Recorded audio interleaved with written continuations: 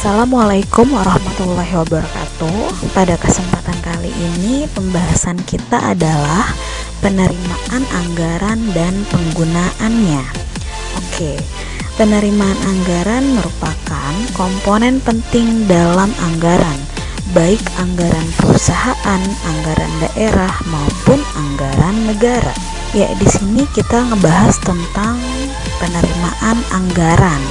Ada beberapa bentuk-bentuk penerimaan anggaran, baik di dalam anggaran negara, perusahaan, ataupun daerah. Di sini Ibu akan menjelaskan yang pertama tentang penerimaan anggaran negara. Dari mana penerimaan anggaran negara berasal? Penerimaan anggaran negara berasal dari beberapa macam. Yang pertama, keuntungan dari perusahaan negara, pencetakan uang, pajak, retribusi, denda dan sita, pinjaman, serta sumbangan, hadiah atau hibah. Nah, yang pertama, keuntungan dari perusahaan negara. Sebagai pihak pemilik badan usaha milik negara (BUMN), pemerintah pusat memiliki hak untuk memperoleh laba dari hasil yang diperoleh BUMN. Yang kedua, pencetakan uang. Pencetakan uang bertujuan untuk menutup defisit anggaran yang dilakukan oleh pemerintah. Yang ketiga, pajak. Pajak adalah pungutan wajib yang dibayar rakyat kepada negara yang kemudian oleh negara digunakan untuk kepentingan pemerintah serta rakyat pada umumnya. Yang keempat, retribusi. Retribusi merupakan suatu iuran yang dibebankan kepada masyarakat. Terdapat imbalan langsung dari hasil retribusi tersebut. Yang kelima, denda dan sita. Bentuk denda atau sita ini merupakan bentuk penerimaan yang diperoleh oleh pemerintah yang berasal dari pemungutan denda atau penyitaan aset milik masyarakat apabila seseorang anggota masyarakat telah melanggar peraturan pemerintah yang dapat menimbulkan denda atau sita. Yang keenam, pinjaman. Pinjaman merupakan salah satu sumber penerimaan negara, yakni terjadi apabila defisit anggaran negara. Bentuk pinjaman ini ada dua macam, yaitu berasal dari dalam negeri dan dapat berasal dari luar negeri.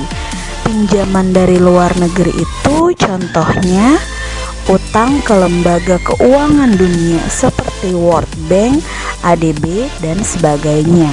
Yang terakhir, sumbangan, hadiah, dan hibah.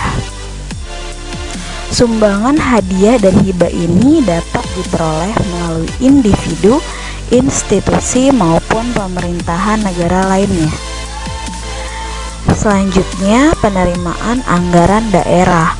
Mengacu pada Undang-Undang Nomor 33 Tahun 2004, penerimaan daerah terdiri dari berikut ini.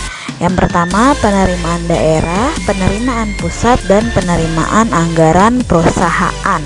Penerimaan daerah. Penerimaan daerah didapat dari PAD, yakni pendapatan asli daerah. Penerimaan pusat didapat dari yang pertama, dana perimbangan, dana alokasi khusus, dana otonomi khusus, dan dana bagi hasil. Selanjutnya, penerimaan anggaran perusahaan. Sedikit Ibu jelaskan, penerimaan kas dalam perusahaan bersumber dari sebagai berikut. Yang pertama, modal yang disetorkan oleh investor, hasil penjualan produk perusahaan, piutang perusahaan, pendapatan lain seperti bunga dari bank, penerimaan yang bukan berasal dari penghasilan, dan adanya pengurangan pada aktiva tetap. Oke, next, sistem penerimaan kas atau anggaran yang berasal dari penjualan tunai. Itu ada 3 prosedur. Yang pertama, prosedur penerimaan kas dari over the counter sales, prosedur penerimaan kas dari cash on delivery, dan prosedur penerimaan kas dari credit card sales.